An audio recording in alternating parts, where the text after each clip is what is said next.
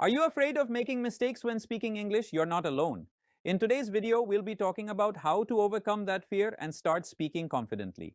Let's dive in and break those barriers together.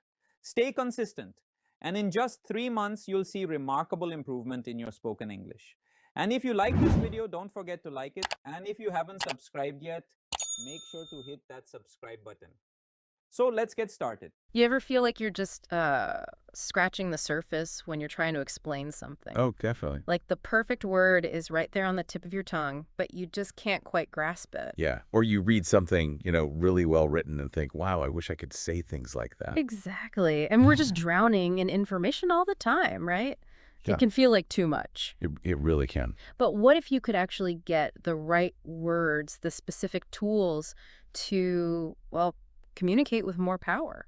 Well, that's exactly what we're trying to do today. We're launching into a proper deep dive here into vocabulary building. Like a deep dive. I like that. Yeah, we've pulled together a whole lot of material lessons on advanced adjectives, verbs, nouns, adverbs, even those slightly tricky irregular verbs. Yeah. Think of it as like a really comprehensive toolkit for getting better with language. Right.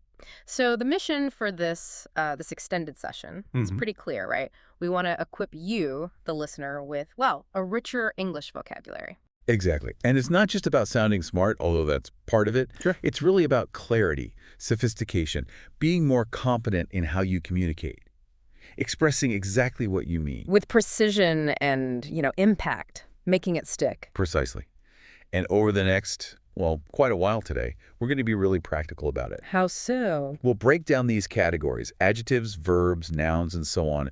We'll give the pronunciation, explain the meanings clearly. And examples? Oh, yeah, plenty of examples, real-world stuff. The focus is totally on how you can actually use these words, like, right away. Excellent. Let's dive in then. First up, adjectives. We're starting with 10 aimed at, let's say, sounding a bit sharper, a bit more intelligent. Good place to start. Okay, first word is ubiquitous. That's U-B-I-Q-U-I-T-U-S.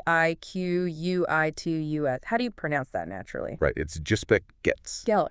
Ubiquitous, stress on that second syllable, bic. Ubiquitous. Got it. And it means? It means something that seems to be everywhere.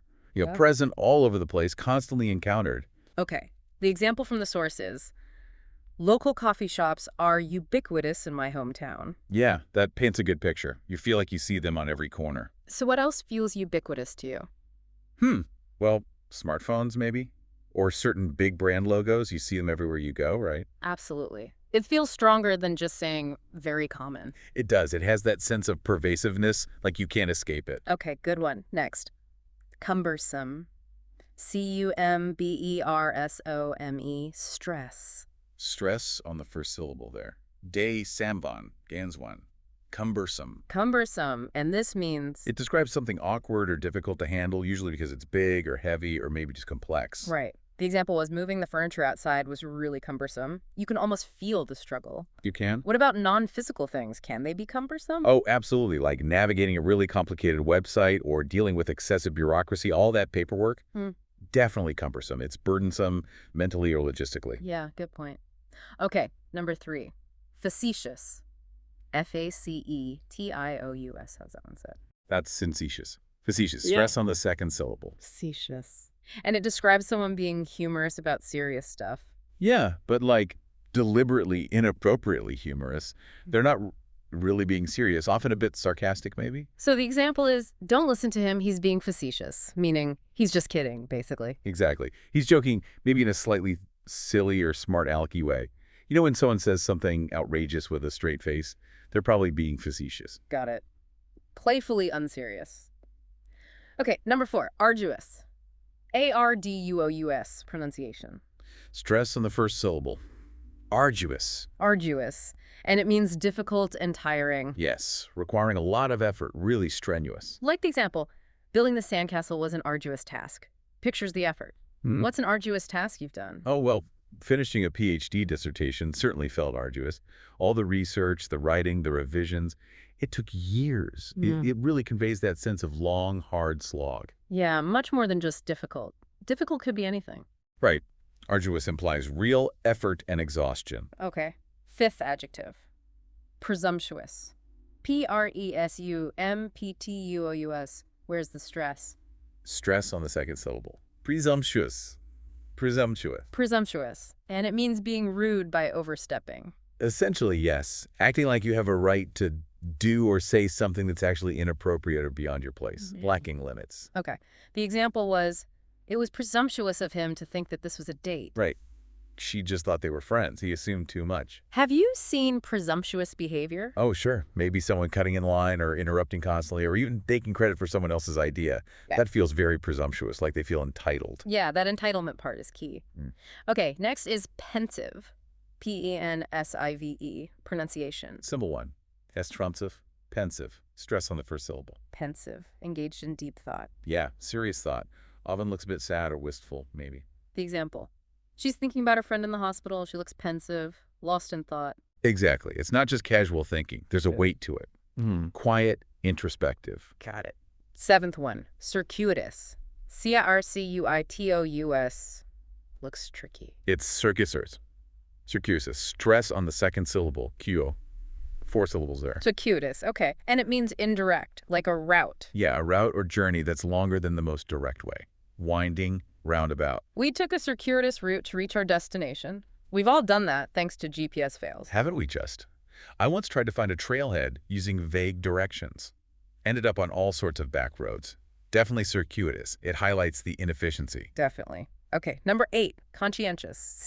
Conscientious,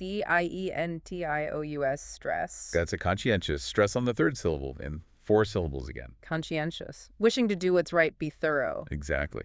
Someone who takes their duties seriously, does their work well, considers others responsible. The example.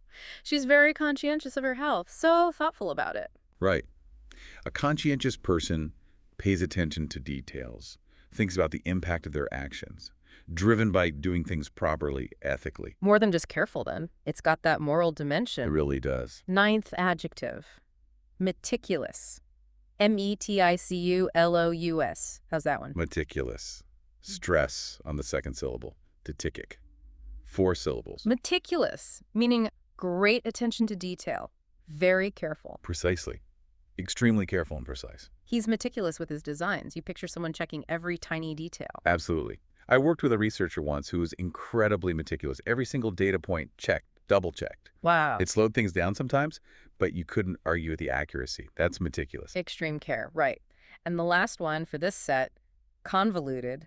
Convoluted. Stress. Stress on the first syllable.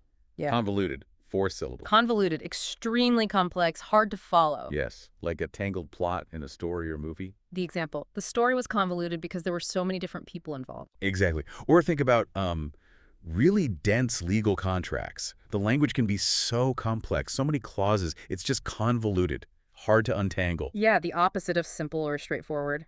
Okay, that's a great first set. 10 words to sound sharper. Now let's shift gears. We've got another 10 adjectives, this time focused on sounding more, well, academic, professional, maybe more competent. Right, words that lend a bit more weight in certain contexts. Exactly. First one is germane. Germane pronunciation. It's Damon. Yeah. Germain. Stress on that second syllable. Main. Germane, and it means relevant. Yes, relevant to the subject being discussed or considered. Pertinent. The example was good. Your statements are not germane to the central argument. A polite way to say off topic. Pretty much. In meetings or academic discussions, you often need to keep things focused. Pointing out something isn't germane helps steer it back. It maintains relevance. Useful. Okay, next. Preposterous. Preposterous. Stress. Stress on the second syllable. Bracious. Preposterous. 4 syllables. Preposterous. Meaning absurd or ridiculous. Utterly absurd, yeah. Completely contrary to reason or common sense. The example is just the reaction. That's preposterous. Right. Like if someone suggested something completely unbelievable, like, I don't know, that pigs can fly, that's preposterous. Definitely unbelievable. Okay, third in this set. Perfunctory. Perfunctory. How's that said? Perfunctory. Stress on the second syllable. Funk. 4 syllables. Perfunctory. And it means doing something with minimum effort, like going through the motions. Exactly. An action done routinely, without real thought or feeling, often implies insincerity. The example, when she saw us, she gave us a perfunctory smile. That sort of forced, half-hearted smile. Precisely. Or think of sometimes rushed customer service. They ask the questions, but you can tell they're just ticking a box. It feels perfunctory. Yeah, no real engagement. Okay, number 4, truculent. Truculent. Stress. Stress on the first syllable. Truculent, 3 syllables. Truculent, meaning hostile. Eager to argue. Aggressively hostile, yeah. Defiant, quick to fight or be difficult. This source mentioned feeling truculent after a bad day, being snappy with people. That feeling of being prickly and unapproachable. You just want to be left alone and might react defensively. It's that bristly hostility. Like having your guard way up. Okay. 5th adjective, austere. Austere, pronunciation. Austere. Stress on the second syllable. Steer. 2 syllables. Austere, meaning severe or strict, in manner or appearance. Yes.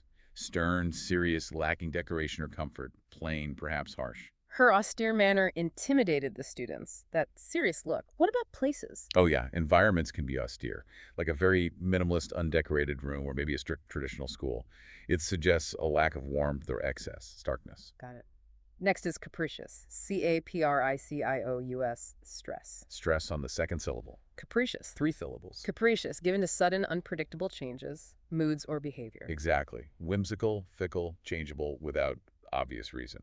I can never get her to commit to a time because she's so capricious, always changing her mind. Right. Or think about the weather. It can be sunny one minute, raining the next. That's capricious, unpredictable. Keeps you guessing. Okay, 7th academic one. Defamatory. Defamatory. That's a longer one. It is. Defamatory. Defamatory. The stress on the second syllable. 5 syllables. Defamatory, meaning damaging to someone's reputation. Slanderous. Yes, making false statements that harm someone's good name. Libelous if written, slanderous if spoken. The president's defamatory remarks startled everyone. It's about harmful, untrue statements. And the impact can be huge, right? Destroying reputations built over years. It's serious stuff. Definitely. Number 8, esoteric. Esoteric. Emphasis. Stress on the third syllable. Esoteric. Esoteric. 4 syllables. Esoteric. Understood by only a few. Specialized knowledge. Exactly. Intended for or likely to be understood by only a small number of people with special knowledge or interest. Niche. The example mentioned hiking the Appalachian Trail as an esoteric experience. Maybe because not everyone gets the appeal or details. Could be. Or think of, say, advanced theoretical physics. The concepts are so specialized, they're esoteric to most people, not widely accessible knowledge. Right, inside knowledge. 9th one, nascent. Nascent pronunciation. Nascent. Stress on the first syllable. 2 syllables. Nascent, meaning just starting, beginning to show potential. Yes, just coming into existence in the early stages of development. Budding. The project is at a nascent stage of development, early days. Right, like the nascent stages of the internet. The potential was there, but it was just starting to unfold, full of possibilities. Good example. And the last one for this academic set, quintessential. Quintessential. Stress. Stress on the third syllable. Quintessential. 4 syllables. Quintessential, meaning the perfect or most typical example. Exactly. Representing the most perfect embodiment of a quality or class. The ultimate example. The source cheekily said, interactive English is the quintessential channel. Huh. Oh? But think of, like, the quintessential New York slice of pizza, or the quintessential British pub. Yeah, the perfect example that captures the very essence of the thing. Okay, great. That's 20 adjectives down. We've got a solid foundation now. Let's move on to verbs. Action words. 10 verbs now, again, to help sound smarter and be more precise. First one, to admonish. Admonish. Pronunciation. Admonish. Stress on the second syllable. Mon. 3 syllables. Admonish means to warn or reprimand firmly. Yes, but often gently. It's a firm correction or warning, but not necessarily harsh. The example, the parents admonish their child for telling a lie.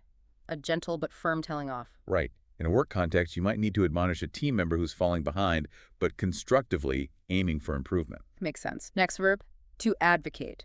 Advocate. Stress on the first syllable. Advocate. 3 syllables. Note the noun form advocate has a different stress sometimes. Ah, good point. So the verb advocate means to publicly support.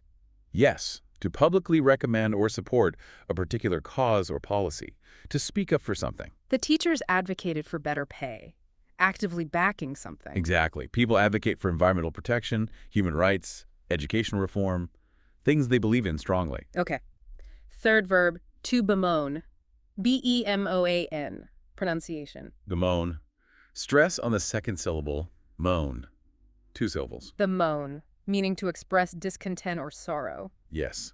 It's like complaining, but maybe a bit more formal or with a deeper sense of regret. The example, she bemoaned having to look for another flight, expressing that unhappiness. Right. You might bemoan the loss of a local landmark or bemoan the state of politics. It suggests genuine sadness or frustration. A bit heavier than just whining. Okay, fourth verb, to compel. C-O-M-P-E-L. Stress. Compel. Stress on the second syllable. Pel. 2 syllables. Compel, meaning to force or oblige someone. Yes, to make someone do something, perhaps through pressure or necessity. The police compelled him to tell the truth. A strong force involved. It can also be used for arguments. A compelling argument is one that's so strong you feel you have to accept it, based on evidence or logic. Okay. Next, to embezzle. E-M-B-E-Z-L-E. Pronunciation. Embezzle. Stress on the second syllable. Bez. 3 syllables. Embezzle, meaning to steal money you're entrusted with. Exactly. Fraudulently taking assets, usually money that belong to your employer or organization you work for. The accountant embezzled millions of dollars from the company. It's a serious crime. Absolutely. Huge breach of trust, with serious legal and financial consequences. It can ruin companies and lives. A real betrayal. Okay, sixth verb, to extol. E-X-T-O-L. Stress. Extol. Stress on the second syllable, stole. 2 syllables. Extol, meaning to praise enthusiastically. Yes, to praise very highly, to glorify. She extolled the beauty of modern art, really singing its praises. Right. You might extol the virtues of a mentor or extol the benefits of exercise. High enthusiastic praise. Got it. Seventh verb, to impugn. Wait, is it impugn or impugn? I-M-P-U-G-N. Ah, good catch.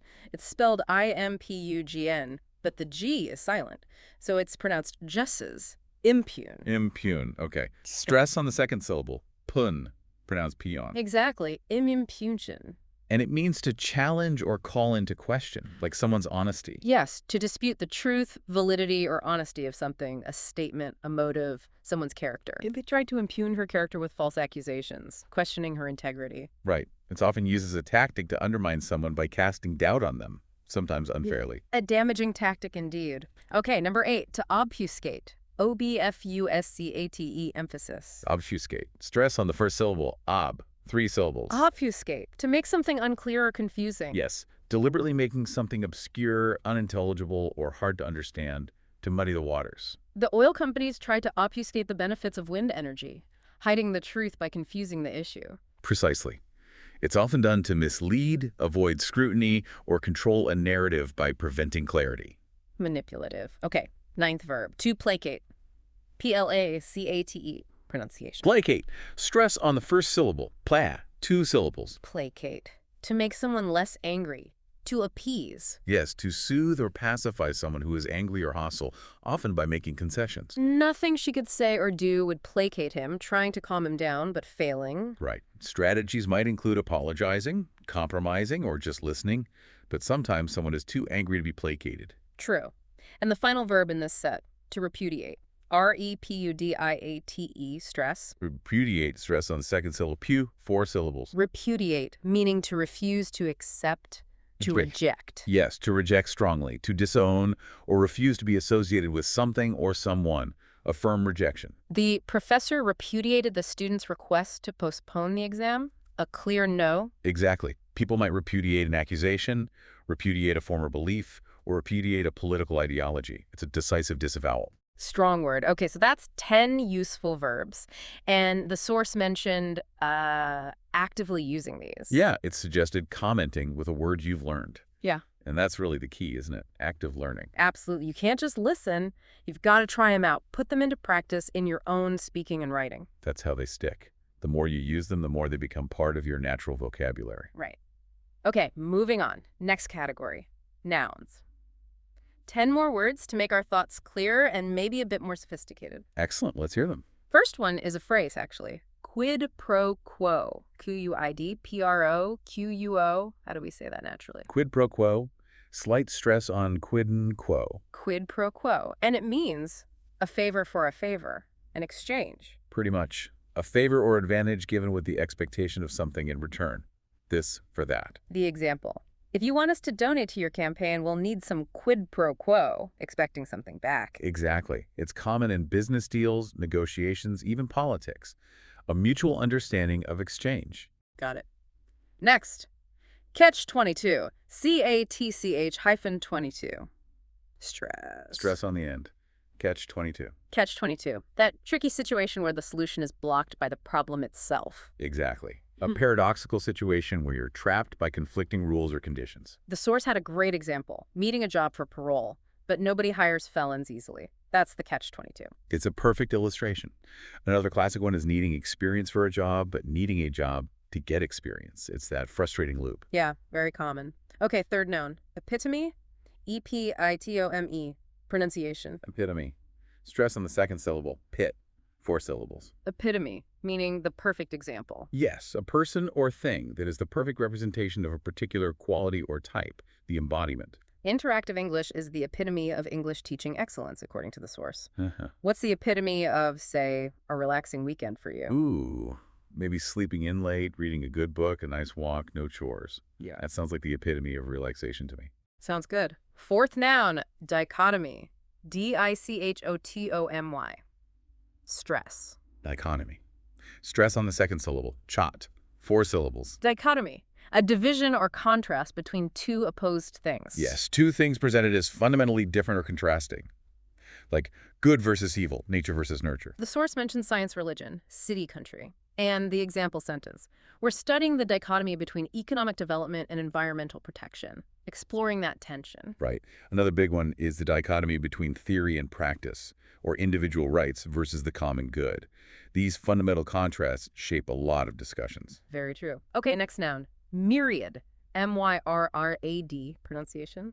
Myriad. Stress on the first syllable. 3 syllables. Myriad, meaning a countless or extremely large number. Yes, a vast quantity. Often used poetically, but it just means a lot. There is a myriad of trees in the forest, conveys that sense of huge numbers. Yeah, or a myriad of stars, a myriad of possibilities, a myriad of problems. Yeah. It emphasizes the sheer abundance. Paints a good picture. Sixth noun. Credence. C-R-E-D-E-N-C-E. Stress. Credence. Stress on the first syllable. 2 syllables. Credence. Belief or acceptance that something is true. Yes.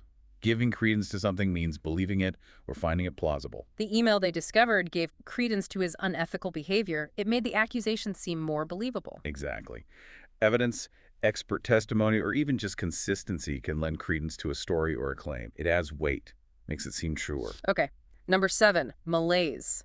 M-A-L-A-I-S-E, pronunciation. Malaise. Stress on the second syllable. Laise. 2 syllables. Malaise, that general feeling of being unwell or uneasy. Cause unknown. Yes, exactly. A vague sense of discomfort, illness, or dissatisfaction. Yeah. I just don't feel right. I experienced bad headaches and malaise before deciding to go to the doctor, that under-the-weather feeling. Right. It often involves fatigue, lack of energy, maybe vague aches, just a general sense of offness. That pre-sick feeling, yeah.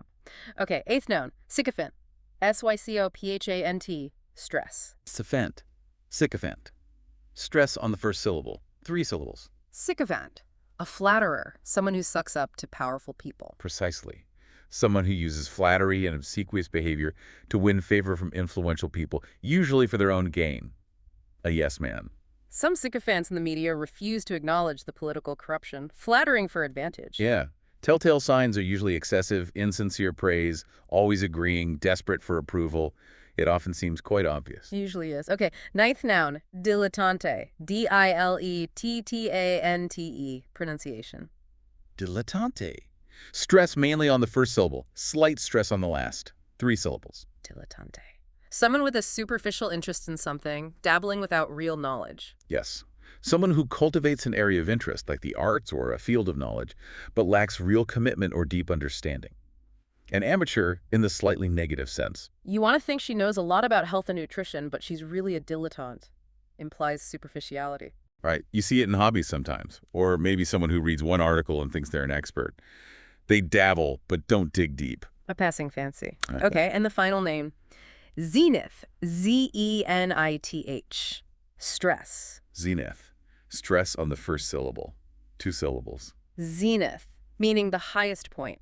the peak of success or power. Exactly. The culminating point, the time when something is at its most powerful or successful. His athletic career has reached its zenith, the peak. Or you could talk about the zenith of an empire, or the zenith of a particular art movement. It's the absolute top. Great. 10 useful nouns added to the list. We're really building a vocabulary arsenal here. We are indeed. It's good stuff. Okay, next section.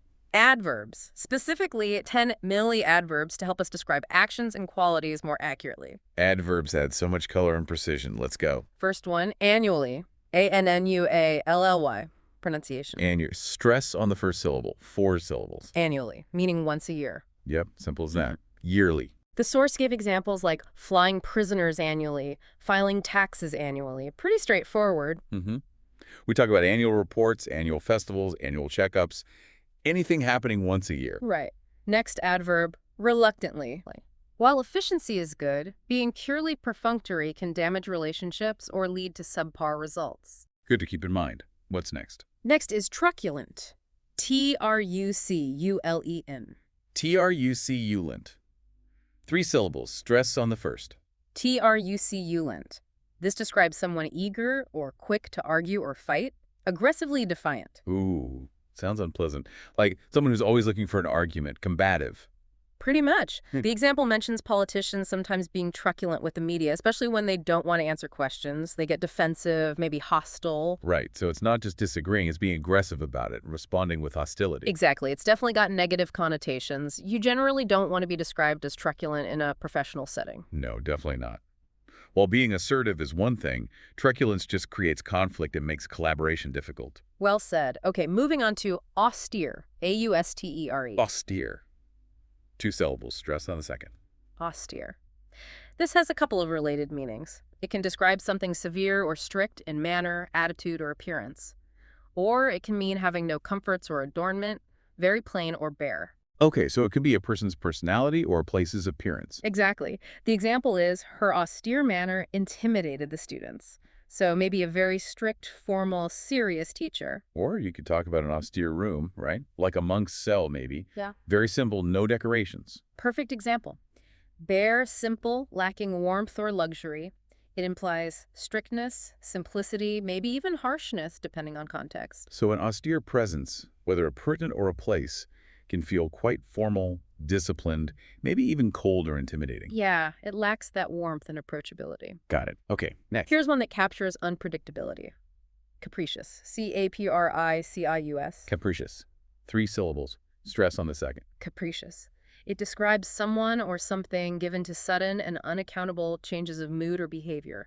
Unpredictable. Flighty. Like someone who changes their mind constantly for no clear reason. Exactly. The example says, I can never get her to commit to a time because she's so capricious. You make plans, then suddenly she wants to do something completely different. Or you can talk about capricious weather, right? Yeah. Sunny one minute, pouring rain the next. Perfect. It's just the lack of consistency, sudden shifts, things being unpredictable, and maybe a bit unreliable. Which could be really challenging if you're trying to plan something or rely on someone. Dealing with capricious factors requires a lot of flexibility. For sure. Okay, next academic professional word, defamatory. D-E-F-A-M-A-T-O-R-Y. Defamatory. Wow. 5 syllables. Stress on the second one. Defamatory. You got it. Defamatory. This describes something damaging to the good reputation of someone. Slanderous or libelous. Okay, so this is about damaging someone's reputation with false statements. Exactly. The example is, the president's defamatory remarks startled everyone. If someone publishes false information about a competitor to harm their business, those statements are defamatory. Right. This has serious legal and ethical weight, doesn't it? Yeah. Slander is spoken, defamation, libel is written. Correct. And making defamatory statements can lead to lawsuits. It's about protecting reputation from harmful falsehoods. Definitely important in public and professional life. Very much so. Okay, another interesting one, esoteric. E-S-O-T-E-R-I-C. Esoteric. 4 syllables, stress on the third. Esoteric. This describes something intended for or likely to be understood by only a small number of people with specialized knowledge or interest. Ah, like inside knowledge, niche. Pretty much. The example is a bit unusual. I spent 6 months in the woods hiking the Appalachian Trail. It was an esoteric experience, meaning maybe only fellow long-distance hikers would truly understand the specifics of that experience. Okay, I see. Or think about the jargon used in, say, theoretical physics or advanced philosophy. Yeah. To outsiders, it sounds esoteric. Exactly. It's language or knowledge specific to a small group, often requiring special study to understand. Which is fine among experts, but it can definitely create barriers for anyone outside that group. True. Okay, nearly done with this set. Next is nascent. N-A-S-C-E-N-T. Nascent. 2 syllables. Stress on the first. Nascent. This means just coming into existence and beginning to display signs of future potential. Just starting out, basically. Like budding or emerging. Exactly. The example is, the project is at a nascent stage of development, meaning it's brand new, just getting started, but it might grow into something bigger. Like a startup company in its very first weeks or months, it's a nascent business. Perfect example. It implies a beginning, but with the hint of potential for growth and development. Recognizing and supporting those nascent ideas or projects is pretty crucial for innovation, right? Absolutely. Early support can make all the difference for something nascent. Okay, final one in this academic professional set. The final one is quintessential. Quintessential. Quintessential. 4 syllables. Stress on the third. Quintessential. This means representing the most perfect or typical example of a quality or class. The absolute best or most representative example. The embodiment of something. The perfect example. Exactly. The source cheekily gives the example, interactive English is the quintessential channel to learn, practice, and improve your English skills. Bold claim. But okay, I get it. So you might say, a Parisian cafe is the quintessential French experience for some tourists. Good one. Or what you consider the absolute perfect example of a blues song that's the quintessential blues track for you. It's the ideal, the benchmark. It represents the core features, the highest standard of something. The epitome, maybe. Very similar to epitome, yes. Quintessential often emphasizes the most typical and perfect example. Got it. So that's another 10 adjectives, meaning more academic or professional. Right. We've covered 20 adjectives now, ready to switch to verbs. Let's do it. Verbs are action words, so this should be dynamic. Okay, 10 advanced verbs now, aimed at helping you express actions and intentions with more precision. First up, admonish. Admonish. 3 syllables. Stress on the second. Admonish. This verb means to warn or reprimand someone firmly, but often with the aim of correcting them. So like telling someone off, but maybe constructively. Kind of. The example is, the parents admonish their child for telling a lie. It's firm, it's a reprimand, but the goal is usually to teach the child not to lie again. Okay. So it's not just yelling, there's a corrective purpose behind it, like a coach admonishing a player for a mistake, hoping they'll improve. Exactly. It suggests guiding or correcting, not just punishing. Firm, but maybe not harsh. Interesting nuance. Okay, next verb. Advocate. A-D-V-O-C-A-T-E. Advocate. 3 syllables. Stress on the first this time. Advocate. This means to publicly recommend or support something, to speak out in favor of it. Like championing a cause. Yes. The example is, the teachers advocated for better pay, they publicly argued for it, supported the demand. You advocate for something you believe in. So it implies active support, using your voice to promote an idea or policy. Right. It signifies commitment and a willingness to push for something, often against resistance. Makes sense. What's after advocate? Bemoan. B-E-M-O-A-N. Bemoan. 2 syllables. Stress on the second. Benoan. This means to express discontent or sorrow over something, to complain sadly about it. Like lamenting or complaining. Pretty much, often with a sense of sadness or disappointment. The example. She bemoaned having to look for another flight, expressing frustration and unhappiness about the situation. So it's not just feeling sad, it's expressing that sadness or discontent, often verbally, like bemoaning your bad luck. Exactly. It often involves a public expression, maybe hoping for sympathy or just venting frustration. Got it. Bemoaning things. We all do it sometimes. Probably. Okay, next verb. Compel. C-O-M-P-E-L. Compel. 2 syllables. Stress on the second. Compel. This means to force or oblige someone to do something. So like making someone do something. Yes, through pressure, authority, or necessity. The example is, the police compelled him to tell the truth. Maybe through questioning or evidence. Or you could feel compelled by circumstances, right? Like strong evidence compelled the jury to reach a guilty verdict. Exactly. It suggests a strong influence or force that leaves little choice. The level of force can vary, though. It could be strong persuasion or an outright command. It highlights those power dynamics, or the force of logic or evidence. Good point. Okay, here's a verb with clearly negative connotations. Embezzle. E-M-B-E-Z-L-E. M-B-E-Z-Z-L. 3 syllables. Stress on the second. M-B-E-Z-Z-L. This means to fraudulently misappropriate money or property entrusted to one's care, basically stealing money you were supposed to be managing for someone else. Yeah, that's a serious crime. Like the example, the accountant embezzled millions of dollars from the company. A major breach of trust. Absolutely. It's specifically about stealing funds or assets that you were responsible for. And it carries severe legal consequences, obviously. It really underscores the need for integrity when handling other people's money. Definitely. A very negative verb. Let's move to a positive one. Extol. E-X-T-O-L. X-T-O-L. 2 syllables. Stress on the second. X-T-O-L. This means to praise enthusiastically, to praise very highly. Ah, so like really singing someone's praises. Exactly. The example is, she extolled the beauty of modern art. She praised it with great enthusiasm and admiration. You extol the virtues of something or someone. So it's more than just a compliment. It's deep appreciation, publicly stated, enthusiastic commendation. Well put. Okay, next. Impugn.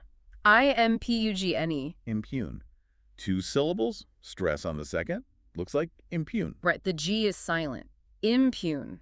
This means to call into question the truth, validity, or honesty of something, to challenge or cast doubt upon it. So like attacking someone's character or questioning their motives? Often, yes. The example is, they tried to impugn her character with false accusations. They were trying to cast doubt on her honesty or integrity.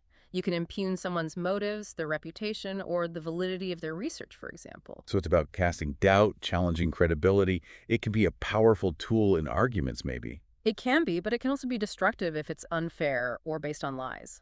Impugning someone's character without reason is pretty serious. Right. It can damage trust and reputations very quickly. Definitely. Okay, here's a fascinating one.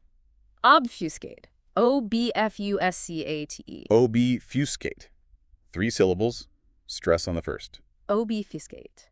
This means to make something obscure, unclear, or unintelligible, to deliberately muddy the waters. Ah, like making things confusing on purpose. Exactly. The example mentions oil companies trying to obfuscate the benefits of wind energy, using complex jargon, misleading statistics, anything to make the issue less clear. So it's about hiding the truth or misleading people by making things overly complicated or confusing. Precisely. It undermines clarity and transparency, often used to avoid scrutiny or maybe manipulate perception on complex issues. Sounds like a tactic to watch out for. For sure. Okay, next verb. Placate. P-L-A-C-A-T-E. P-L-A-cate.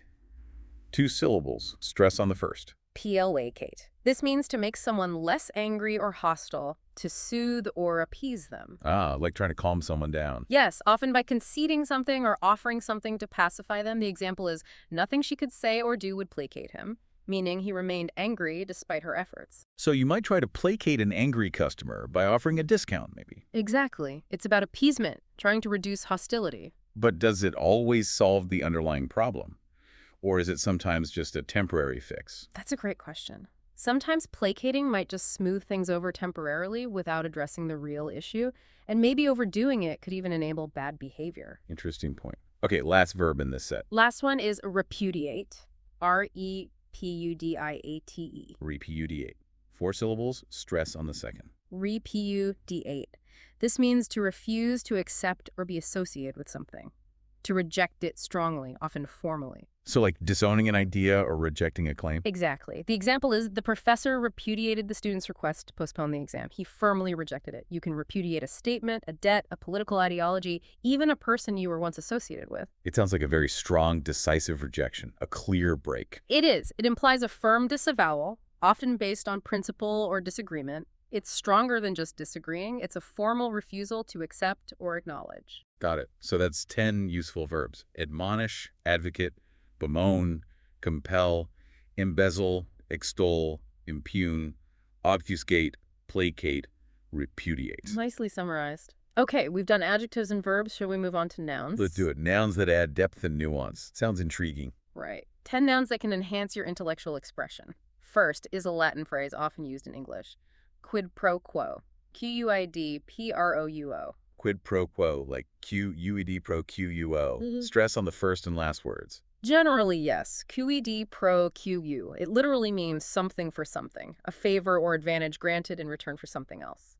An exchange. Like I'll scratch your back if you scratch mine. Exactly that principle. The example mentions it in politics, maybe campaign donations in exchange for political favors, though that can be controversial, but it applies more broadly too. Like a business deal where each side gives something to get something. That's a quid pro quo. Precisely. It's about that mutual exchange, that reciprocity. Understanding this helps understand negotiations and transactions. Makes sense. Okay, next down. A very famous one. Catch-22. CATCHTWENTWO. Catch-22. From the novel, right? Exactly, Joseph Heller's novel. It describes a paradoxical situation where you can't escape because of contradictory rules or limitations, a no-win scenario. The classic example from the book is about pilots trying to get out of flying dangerous missions, isn't it?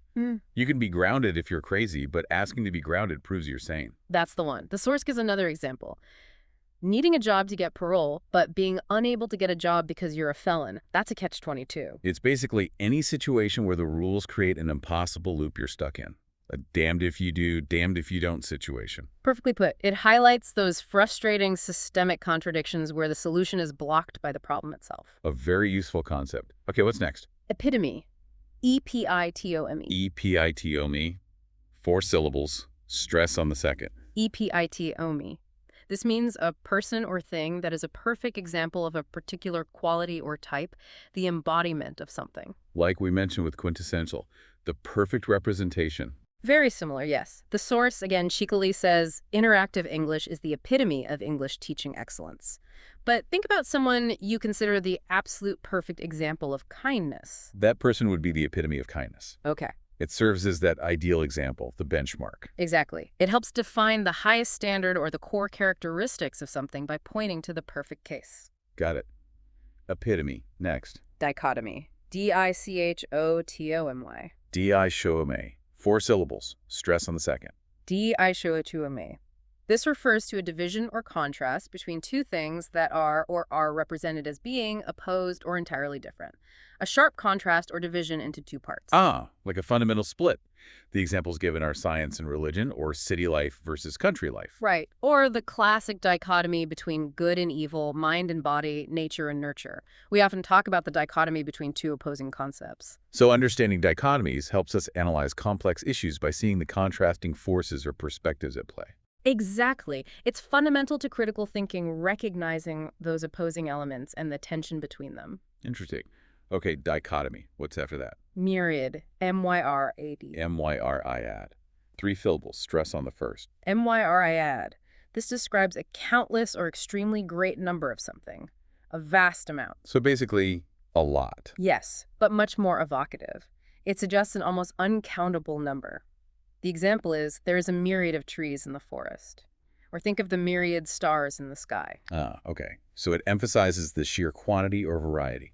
A myriad of possibilities, a myriad of choices. It conveys that sense of immensity. Exactly. It adds a sense of scale and abundance compared to just saying many or numerous. Nice word. Myriad. Okay, next. Credence. CREDENCE. Sierrandians. 2 syllables. Stress on the first. Sierrandians. This means belief in or acceptance of something as true. Believability.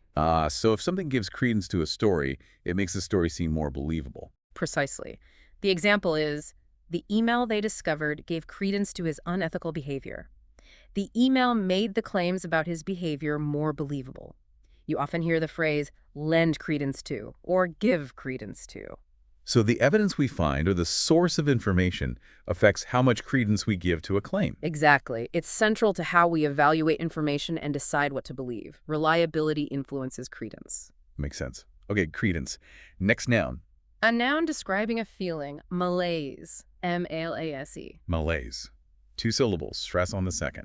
Sounds French. It is French in origin, malaise. It describes a general feeling of discomfort, illness, or uneasiness where the exact cause is hard to pinpoint. That vague feeling of just being off. Not really sick, but not well either. Exactly that. The example is, I experienced bad headaches and malaise before deciding to go to the doctor. It's that general feeling of unwellness or unease. It can be physical, but maybe also psychological, like a general societal malaise. Yes, it can be used that way too. A widespread feeling of discontent or apathy in society. It's a subtle but persistent signal that something isn't quite right. Worth paying attention to, perhaps. Okay, malaise. Next. A noun describing a type of person. Sycophant. S-Y-C-H-A-N-T. S-Y-C-O-P-H-A-N-T. 3 syllables. Stress on the first. S-Y-C-O-P-H-A-N-T. This is a person who tries to win favor from wealthy or influential people by flattering them excessively, often insincerely. A brown-noser. Someone who sucks up to the boss. Pretty much exactly that. The example mentions sycophants in the media, perhaps journalists flattering powerful figures, or think of someone constantly giving over-the-top compliments to their manager, hoping for a promotion. Right. The key is the excessive, often insincere flattery aimed at gaining personal advantage from someone powerful. Yes, it highlights that potential for insincerity and manipulation in hierarchies. Flattery is one thing. Sycophancy is kind of calculated and excessive. Not a compliment to be called a sycophant. Definitely not. Okay, another noun describing a type of person. Dilettante. D-I-L-E-T-T-A-N-T-E. Dilettante. 3 syllables. Stress on the first, maybe. Dilettante. Or the last. Dilettante. It can vary a bit, but often dilettante. It describes a person who cultivates an area of interest, like the arts or a field of study, but without real commitment or deep knowledge. A dabbler. Someone who's interested in many things but doesn't really master any of them. An amateur in the less positive sense? Kind of. The source humorously suggests many of us might be dilettantes in some areas. We enjoy something, read a bit about it, but aren't serious experts. But if someone calls you a dilettante, it often implies your knowledge is superficial, that you're just playing at it. Right. So the difference between a serious enthusiast or expert and a dilettante is the depth of engagement and commitment. Exactly. The dilettante enjoys dabbling, but lacks that rigorous study or dedicated practice. Got it. Dilettante. Okay, last noun in this set. The last one is zenith. Z-E-N-I-T-H. Zine. 2 syllables. Stress on the first. Zenith. This refers to the time at which something is most powerful, successful, or intense. The highest point, the peak. Like the peak of someone's career. Exactly. The example is, his athletic career has reached its zenith, meaning he's at the absolute top of his game, the peak of his success. It can also be used for the sun reaching its highest point in the sky. So it signifies that moment of culmination, peak achievement, maximum intensity. Right. The highest point reached. After the zenith, there might be a decline, though not always immediately. It's that pinnacle moment. Zenith. A good word for a peak. Okay, that's 10 nouns. Quid pro quo, catch-22, epitome, dichotomy, myriad, credence, malaise, sycophant, dilettante, zenith. Excellent recap. Now, ready to smoothly transition to adverbs. Adverbs. Modifying verbs, adjectives, other adverbs. Let's get precise. Okay, this set focuses on 10 advanced adverbs that all conveniently end in -ly. They add precision about how an action is done. First, annually. A-N-U-A-L-Y. Annually. 4 syllables. Stress on the first means once a year. Exactly. The examples mention the U.S. Marshals Service flying prisoners annually, and the very common one, filing taxes annually. Anything happening once per year occurs annually. Pretty straightforward, like an annual checkup or an annual festival. It marks that yearly cycle. Yep, next. Reluctantly. R-E-L-U-C-T-A-N-T-L-Y. Reluctantly. 4 syllables. Stress on the second. Reluctantly. This means doing something with unwillingness or hesitation, not wanting to do it. Like dragging your feet. Kind of. The example is about employees reluctantly coming into work over the weekend. They don't want to, but they have to. Think about reluctantly agreeing to do a chore you hate. Right. It conveys that internal resistance, doing something out of obligation, not desire. You do it, but reluctantly. Precisely. Okay, now for unabashedly. U-N-A-B-A-A-S-E-D-L-Y. Whoa, 5 syllables. Unabashedly. Stress on the third syllable. Unabashed game. This means without embarrassment or shame. Boldly, openly. So doing or saying something without caring what others think. Pretty much. The example is, she unabashedly told her boss that she wanted a raise. She wasn't shy or embarrassed about asking. She did it openly and confidently. Like expressing a controversial opinion unabashedly without apology. Exactly. It suggests self-assurance, a lack of concern for judgment. Forthrightness. Got it. Unabashedly. Okay, next. Vaguely. V-A-G-E-L-Y. Vaguely. 2 syllables. Stress on the first. Vaguely. This means in a way that isn't clear, distinct, or precise. indistinctly. So like not quite remembering something clearly. Yes, the examples include vaguely remembering something or someone looking vaguely familiar. Your memory or perception is hazy, lacking detail. So if you explain something vaguely, you're not being very clear or specific. Right, it suggests imprecision, an incomplete understanding or expression. Vaguely. Okay. Next adverb. One that expresses intensity. Fervently. Fervently. Fervently. 3 syllables. Stress on the first. Fervently. This means having or showing great warmth or intensity of spirit, feeling, or enthusiasm, passionately. So doing something with real passion and intensity. Yes. The example talks about fervently working around the clock. Think of believing in something fervently or pursuing a goal fervently, with great zeal and passion. It conveys strong emotional commitment, deep enthusiasm driving intense effort, like fervently hoping for something. Exactly. Okay, next is diligently. Diligently. Diligently. 4 syllables. Stress on the first. Related to conscientious. Very related. Diligently means doing something in a way that shows care and conscientiousness in one's work or duties, carefully and persistently. Okay, so acting with diligence.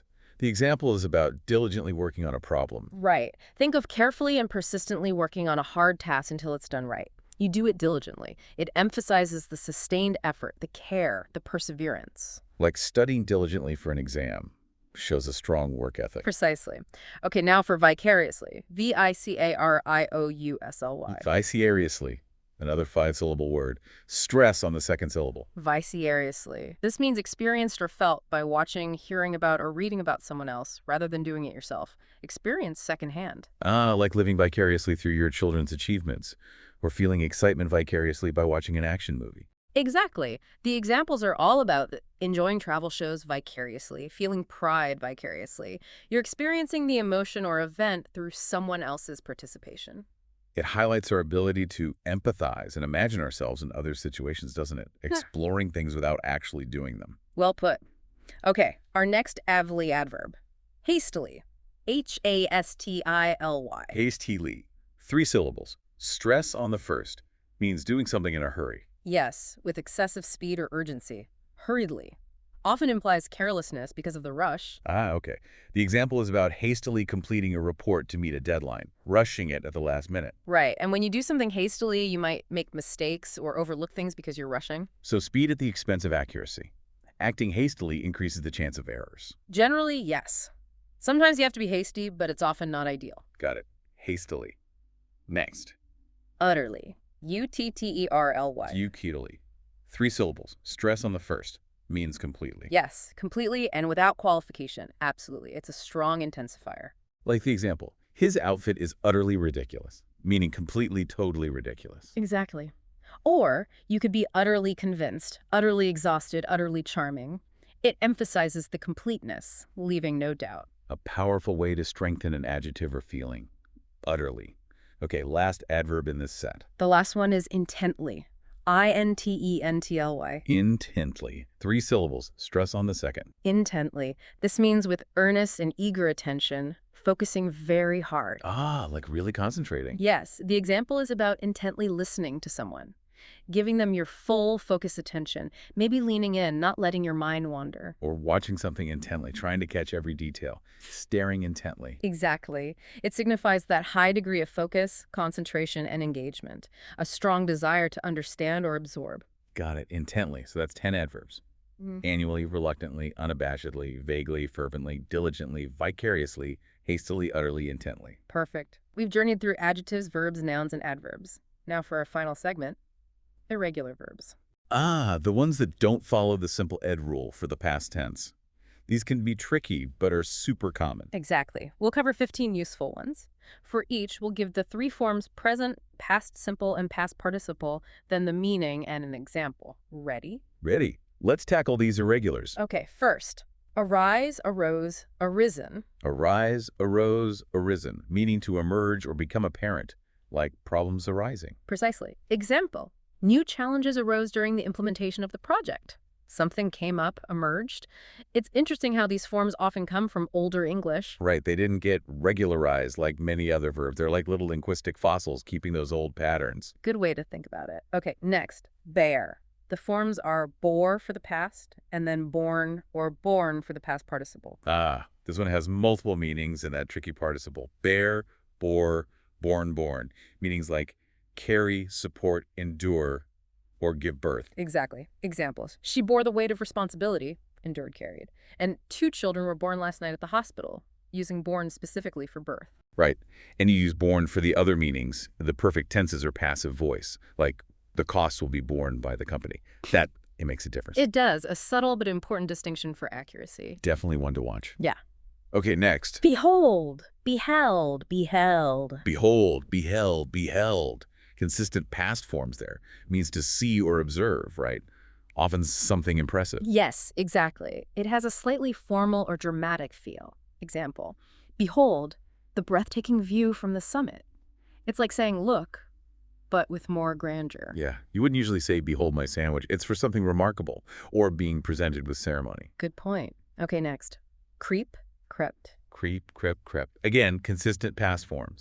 Means to move slowly and carefully, trying not to be noticed. Exactly, like stealthy movement. Example, the cat crept silently through the tall grass. Yeah, the sound of crept even sounds quiet and sneaky. A very evocative verb. It is. Next, deal, dealt, dealt. Deal, dealt. Common one. Meanings like distributing cards, handling a situation, or being concerned with something. All of those, yes. Example, the company deals primarily in electronic goods, concerned with. Or she dealt with the problem effectively, handled. And who dealt the cards? Distributed. Very versatile verb. And consistent past forms again, dealt. Yep. Okay, next. Forsake, forsook, forsaken. Forsake, forsook, forsaken means to abandon or renounce someone or something, right? Usually something important. Yes, it carries a strong sense of desertion. Example, he forsook his family and fled the country. A very strong word implying finality and maybe betrayal. Yeah, much stronger than just leave. Forsaken suggests being completely abandoned, often when you needed support. Definitely a powerful verb. Okay, now for a famously tricky pair first. Lie, lay, lane. Ah, yes. Lie, lay, lane. This is the one meaning to recline, to rest in a horizontal position. Correct. Example, I often lie down for a nap in the afternoon. Or, the book lies on the table. The key is this verb doesn't take a direct object. The subject is doing the lying down. Right. Intransitive. You don't lie something down. The subject lies down itself. That lay in the middle is the simple past tense of this lie. Yesterday, I lay down for a nap. Exactly. That's often where confusion comes in. Now compare it to the other verb. Which is lay, laid, laid. Right. Lay, laid, laid. This one does take an object. It means to put or place something down. Transitive. You lay something. Example, please lay the book on the table. Or she laid the baby in the crib. Perfect. So lie, recline, goes lie, lay, lane, lay. Place goes lay, laid, laid. Remembering that lay needs an object is key. It really is. It's probably one of the most common grammar points people ask about. Practice is key. Absolutely. Okay, moving on. Mean, meant, meant. Mean, meant, very common, meaning to intend or to signify. Yes. Example, what do you mean by that comment? Or, I meant to call you yesterday. Consistent past forms, meant. Meant. Seems simple, but the nuance of what someone means can still be tricky, right? Intent versus literal interpretation. Very true. Context is everything with mean. Okay, next. Overtake, overtook, overtaken. Overtake, overtook, overtaken means to catch up with and pass something or someone. Exactly. Usually used for movement, like cars or runners. Example, the faster car quickly overtook the slower one. Right. It implies the change in position, passing someone who was ahead, a dynamic verb. Yep. Next, rise, rose, risen. Rise, rose, risen. Similar to arise. Means to move upwards, get up. Yes, move from a lower to a higher position. Example, the sun rises in the east. Or, he rose from his chair. And prices can rise, dough can rise.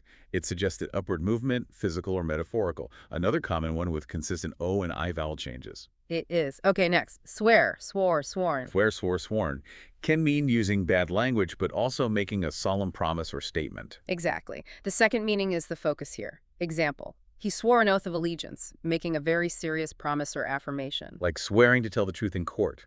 It carries that weight of obligation, sincerity. Precisely. Okay, next. Shake, shook, shaken. Shake, shook, shaken. Means to move back and forth quickly. Yes, quick, short movements. Example, she shook her head in disagreement.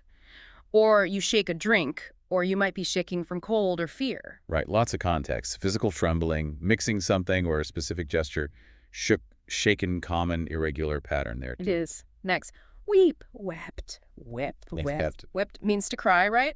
Shed tears. Yes, but often implies a deeper sorrow or more intense crying than just cry. Example, he wept openly at the funeral. Okay. So weep suggests more profound sadness, maybe quieter but deeper than sobbing loudly. A more intense, perhaps more private expression of grief. I think that captures the nuance well. Okay, final irregular verb. Withdraw, withdrew, withdrawn. Withdraw, withdrew, withdrawn means to remove or take back something, or for a person to remove themselves. Both, yes. Example, she decided to withdraw her application, taking it back. Or you can withdraw money from a bank, or troops can be withdrawn. You can also withdraw from conversation, becoming quiet. Right. It implies the deliberate act of removal, retraction, or disengagement. Common in formal contexts like finance, applications, military actions. Exactly.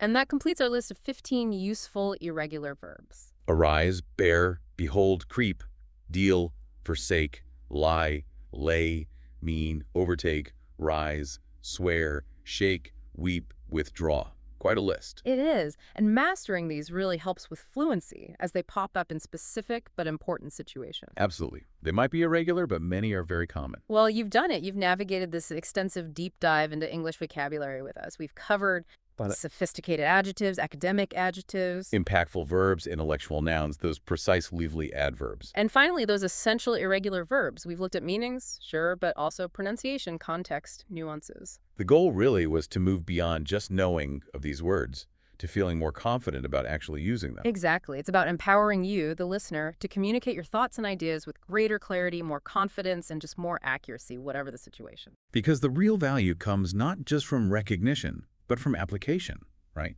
Integrating these words thoughtfully into your own speaking and writing. That's the key. Paying attention to the subtle differences. Choosing the word that precisely conveys your meaning, that's where the power lies.